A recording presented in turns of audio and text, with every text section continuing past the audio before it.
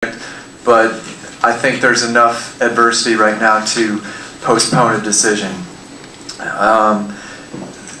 Especially since this measure to buy 125 new buses failed. If that didn't fail, I might not even be up here. But what I've heard is that that would only represent half of the buses that are beyond the Federal Transit Administration guidelines to be retired, which I've heard is 250 buses. So call me a dream. Oops, excuse me. Call me a dreamer, but I can see a much cheaper alternative, more in line with current economic conditions and budget conditions.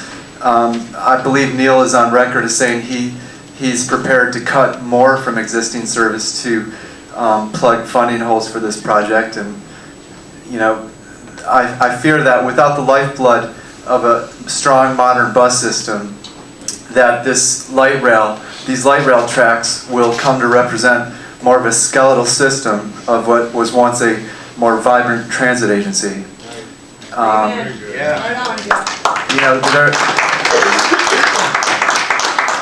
What about something like rapid transit buses for the McLaughlin corridor?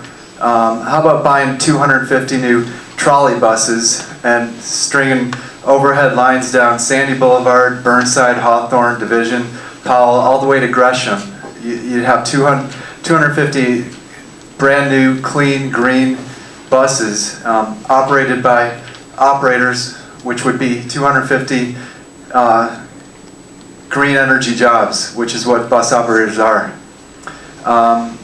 Finally, I've heard that, speaking of the service debt, that the light rail debt service is already half of Trimet's current budget deficit. I don't know if that number is exactly right, but what I've heard is that the budget deficit is like 25 million, and the debt service on the existing light rail is about 12 or 13 million. So obviously going ahead with this would just add to that.